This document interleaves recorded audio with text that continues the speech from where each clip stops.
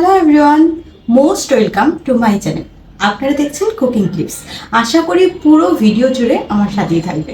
চলুন তবে শুরু করি আজকের রেসিপি। আজকে আমি তৈরি করব মাটন তেহেরি। একদম ঠিক, যা কিনা হবে সবচেয়ে সহজ রেসিপি এবং অবশ্যই পুরান ঢাকার মতো টেস্টে। সেজন্য আমি প্রথমেই এখানে চিনি গুঁড়া চাল নিয়ে নিয়েছি। চালগুলোকে ভালোভাবে পানি দিয়ে ধুয়ে আমি সেগুলোকে ছড়িয়ে রাখবো। এখন আমি মাটনগুলোকে খুব ছোট ছোট পিস করে নিয়েছি। আর এবার আমার স্পেশাল মশলা তৈরি করার পালা। এই স্পেশাল মশলাটার জন্যই মূলত মাটন তেহরি খেতে এত টেস্টি হয়। প্রথমেই আমি কড়াইয়ে কিছুটা জিরা, তারপর কিছুটা ধনিয়া, তারপর হচ্ছে কিছুটা এলাচ, দারচিনি, তারপর কিছুটা লবঙ্গ দিয়ে ভালোভাবে ভেজে নিয়েছি। ভালোভাবে বলতে খুব অল্প তাপে আর বেশ অনেকটা সময় নিয়ে ভেজেছি। দেখতেই পাচ্ছেন আমি এগুলোকে যতক্ষণ না এগুলোর কালারটা একটু লালচে হয়ে যাবে ততক্ষণ ভেজেছি। এখন আমি এই সবগুলোকে ব্লেন্ডারে গুঁড়ো করে নেব। আর এখন আমি তেহেরিটা রান্না করার জন্য প্রথমেই কিছুটা তেল দিয়েছি। তেলটা হালকা একটু গরম হওয়ার পরে এতে কিছুটা তেজপাতা, তারপর এলাচ, দারচিনি আর কিছুটা জয়ত্রী দিয়ে ভালোভাবে ভেজে নিচ্ছি। সবগুলো মশলা লালচে হওয়া পর্যন্ত আমি অল্প তাপে এগুলোকে ভেজে নেব। দেখতেই পাচ্ছেন এগুলো ভাজা হচ্ছে। আর এগুলো ভাজা হয়ে যাওয়ার পরে আমি এখানে পেঁয়াজ বাটাটা দিয়ে দিচ্ছি। পেঁয়াজগুলোকে আমি আগেই বেটে নিয়েছি। সবটা আসলে দেখানো হয়নি, কেননা ভিডিওটা এমনিতেই অনেকটা বড় হয়ে যাচ্ছে। এই পেঁয়াজ আর মশলাগুলো একটু ভাজা হয়ে যাওয়ার পরেই আমি এখানে আদা বাটা আর কিছুটা রসুন বাটা ইউজ করেছি। এবার সবগুলোকে ভালোভাবে আমি ভেজে নেব। একটু সময় নিয়েই এই মশলাগুলোকে একটু ভাজতে হবে, কেননা নয়তো এর থেকে একটা কাঁচা গন্ধ চলে আসতে পারে। এই কাজটা আমাদেরকে একটু সময় নিয়েই করতে হবে। আর অবশ্যই চুলার তাপটা বেশ একটু কমিয়েই রাখতে হবে কিন্তু। দেখতেই পাচ্ছেন কি সুন্দর ভাজা ভাজা হয়ে যাচ্ছে। আর হ্যাঁ, কমেন্ট করে জানাতে ভুলবেন না পুরান ঢাকার মাটন তেহেরি কে কে টেস্ট করেছেন। খেতে কিন্তু দুর্দান্ত হয়, তাই না? আমি একটু সময় নিয়েই এই পেঁয়াজ, রসুন, আদা বাটাটাকে ভেজে নিয়েছি। আর এখন এখানে আমি কিছুটা সর্ষের তেল ইউজ করলাম। এখন অনেকেই ভাবতে পারেন যে সর্ষের তেলটা কেন আমি এখন ইউজ করলাম। কারণ হচ্ছে যেন এর গন্ধটা আমার তেহরিতে খুব ভালো পরিমাণে থাকে। প্রথমে দিয়ে দিলে এর গন্ধটা পাওয়াটা একটু মুশকিল হয়ে যায়। আর এখন আমি এখানে গুঁড়ো মশলা ইউজ করব। মানে কিছুটা লবণ আর কিছুটা হলুদ আমি ইউজ করেছি। আবার কেউ যদি একদম সাদা রাখতে চান তাহলে হলুদটা একদমই স্কিপ করতে পারেন। কিন্তু আমার একটু হলদি পছন্দ বলেই আমি এখানে হলুদের গুঁড়াটা ইউজ করলাম। তবে হ্যাঁ, আমি কিন্তু এখানে কোনো মরিচের গুঁড়া ইউজ করব না। মানে শুকনো মরিচের গুঁড়াটা আমি এখানে একদমই ইউজ করব না। বরং আমি এই খাবারটা পুরোটাই কাঁচা মরিচ দিয়ে তৈরি করব। এই সবগুলোকেই আমার এখন ভালোভাবে ভাজা হয়ে গেছে। আর এখন আমি আমার ওই স্পেশাল গরম মশলাটা দিয়ে দিচ্ছি। মানে যেটা আমি ফার্স্টেই গুঁড়ো করে রেখেছিলাম। আপনাদের তো নিশ্চয়ই মনে আছে। এই মশলার ঘ্রাণ আর রং হবে একদম অসাধারণ, যেটা কিনা কোনো কেনা মশলায় পাওয়া সম্ভব হবে না। এই মশলাটা যখন খুব সুন্দরভাবে ভাজা ভাজা হয়ে যাবে এবং এর থেকে একটা সুন্দর ঘ্রাণ বেরোবে, ঠিক তখনই আমরা এখানে মাটনগুলো দেব। আর মাটনগুলো দেওয়ার আগে অবশ্যই মাটনটাকে খুব ভালোভাবে আমরা ধুয়ে নেব।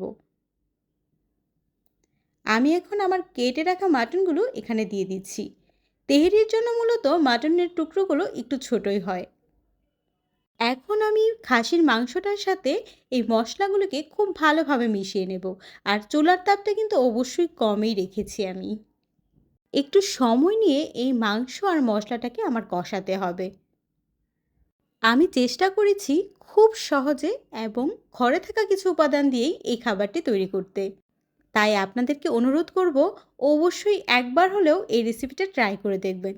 আশা করব খুব ভাল লাগবে। এই মাংস আর মশলাটাকে একটু সময় নিয়েই কষাতে হবে। আপনারাও এটাকে একটু ধৈর্য নিয়েই কষাবেন। আমি এটাকে অন্তত 10 মিনিট কষিয়েছিলাম, কিন্তু সবটা আসলে ভিডিওতে দেখানো হয়নি।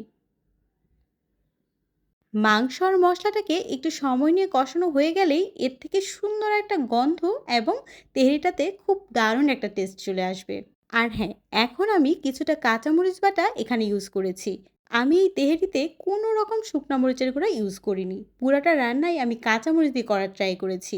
তো যদি ঝাল বেশি খেতে পছন্দ করেন তবে অবশ্যই কাঁচামরিচের পেস্টটা আরেকটু বাড়িয়ে দেবেন।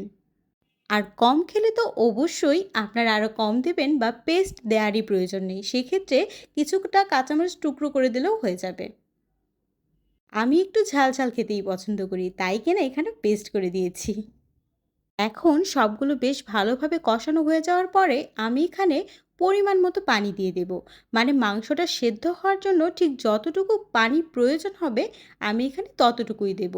আমি এই পানিতেই এই মাংসটাকে 90% কুক করে নেব। আর এখন আমি কিছুটা গুঁড়ো দুধ ইউজ করেছি। মানে যখন এই পানিটা ফুটে উঠেছে তখন আমি গুঁড়ো দুধটা দিয়ে দিয়েছি। আর হ্যাঁ, অবশ্যই ঢেকে দিয়েছি যেন রান্নাটা একটু দ্রুত হয় এবং সেদ্ধটা খুব তাড়াতাড়ি হয়ে যায়। দেখতেই পাচ্ছেন মাংসের ঝোলটা বেশ শুকিয়ে গেছে আর মাংসটাও সেদ্ধ হয়ে গেছে। এখন মাংসের ঝোলটা আরেকটু কষানো হয়ে গেলেই আমি এখানে চালটা ইউজ করব। মানে যে চিনি গুঁড়া চালটা আমি প্রথমেই ধুয়ে ঝরিয়ে রেখেছিলাম, ওই চাল থেকে পানিটা ঝরিয়ে রাখার কথা কিন্তু একদম ভুলবেন না। পানিটা একদম ঝরিয়ে ঝরঝরে করেই চালটা ইউজ করতে হবে। আর হ্যাঁ, এখন আমি কিছুটা ফেটিয়ে রাখা টক দই ইউজ করছি। সবগুলোকে আমি এখন ভালোভাবে নাড়িয়ে চাড়িয়ে আরেকটুক্ষণ রান্না করব। দইটা ইউজ করার পরে অন্তত ২ মিনিট আমি আরও এটাকে রান্না করেছি। মানে মাংসের ঝোলটাকে আরও ভালোভাবে কষিয়ে নিয়েছি, যেন দইয়ের স্মেলটাও এটা থেকে চলে যায়। চুলার তাপটা বেশ একটু কমিয়েই রাখবেন। হাই হিটে কিন্তু এটা রান্না করা যাবে না। তাহলে খুব তাড়াতাড়ি মাংসের ঝোলটা শুকিয়ে যাবে কিন্তু কষানোটা পারফেক্টলি হবে না। সেজন্য কম তাপে এটা করতে হবে। এখন আমি চালগুলো দিয়ে দিচ্ছি। ঝরিয়ে রেখেছিলাম খুব ভালোভাবে, দেখতেই পাচ্ছেন। এখন চালগুলোর সাথে আমি মাংস আর মশলাটাকে খুব ভালোভাবে মিশিয়ে নেব। খুব অল্প তাপে আমি এগুলোকে বেশ খানিকক্ষণ ভাজবো। একটি চুলাতে আমি এগুলোকে ভালোভাবে ভেজে নেব আর অন্য একটি চুলাতে আমি পানি গরম করতে বসিয়ে দিয়েছি। পানির পরিমাণটা কিন্তু এখানে খুব সতর্কতার সাথে ব্যবহার করতে হবে। মানে ঠিক যতটুকু চাল নেবেন তার ডাবল পানি নিতে হবে। আর পানিটাকে ফুটে ওঠা পর্যন্ত গরম করতে হবে। ব্যাপারটা অনেকটা পোলাওয়ের মতো। তবে হ্যাঁ, অনেকের প্রশ্ন আসতে পারে যে এখানে তো মাংস আছে, তাহলে ঠিক পানিটা কেন চালের ডাবল, তাই না? এর কারণ হচ্ছে মাংসটা মোটামুটি 90% কুক আর মাংসের একটু ঝোল তো ছিলই, তাই মাংসের জন্য এক্সট্রা কোনো পানি আমাকে এখানে ইউজ করতে হবে না। বরং খুব মেপে ঝুপে ঠিক চালের ডাবল পানি আমি এখানে ইউজ করতে যাব। নয়তো কখনো এটা ঝরঝরে করা সম্ভব হবে না।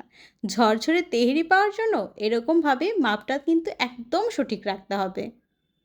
আর দেখতেই পাচ্ছেন আমার চালগুলো অনেকটাই ভাজা ভাজা হয়ে গেছে, তাই না? তবে এই কাজটা কিন্তু একদমই হালকা তাপেই করেছি। আর এখন আমি স্মেলের জন্য কয়েকটা কাঁচামরিচ দিয়ে দিয়েছি। ব্যাপারটা ঝালের জন্য কিন্তু নয়, শুধুমাত্র একটা সুঘ্রাণ আনার জন্য। চালটার সাথে যত ভালোভাবে মশলা আর মাংসটা মেশানো যাবে তেহেরির টেস্ট কিন্তু ততটাই বেড়ে যাবে। তাই একটু ধৈর্য ধরে খুব অল্প তাপে এইগুলোকে একসাথে ভেজে নিতে হবে, ততক্ষণ না চালগুলো বেশ একটু ঝরঝরে হয়ে যায়। এই যে চালটা আমার মোটামুটি ভাজা হয়ে গেছে, এখন আমি এখানে গরম করে রাখা পানিটা দিয়ে দেব।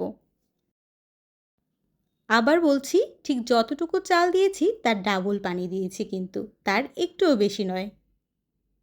পানিটা দেওয়া হয়ে গেলে সবগুলোকে খুব ভালোভাবে মিশিয়ে দিতে হবে। অবশ্যই এটাকে ঢেকে দিতে হবে। আর চুলার তাপটাকে তো অবশ্যই কম রাখতে হবে, নয়তো পানিটা শুকিয়ে যাবে কিন্তু চালগুলো সেদ্ধই হবে না। দেখতেই পাচ্ছেন আমার তেহেরির চালটা অনেকটাই কুক হয়ে গেছে, তাই না? এখন আমাকে খুব ভালোভাবে সবগুলোকে মিশিয়ে দিতে হবে আবার। কেননা নয়তো এর মশলা, মাংস সবগুলো ভালোভাবে মিশবে না। আর এই তেহেরিটাকে ঝরঝরে তৈরি করার জন্য এই কাজটা কিন্তু আমাদের করতেই হবে। এখন আমি এখানে কিছুটা গোলাপ জল আর কেওড়ার জল অ্যাড করেছি, যেন তেহেরিটা থেকে একটা খুব সুন্দর ঘ্রাণ চলে আসে। সবগুলোকে আবার একবার ভালোভাবে মেশানো হয়ে গেলে আমাকে এগুলোকে আবার একটু তাপ দিয়ে রান্না করতে হবে। আর অবশ্যই সে সময়টা আমি ঢেকে রাখবো। আর একদম লাস্টের দিকে এরকম একটু ঘি তো অবশ্যই দিতে হবে, তাই না? বাঙালিরা তেহেরিতে ঘি খাবে না তা কি হয় বলুন?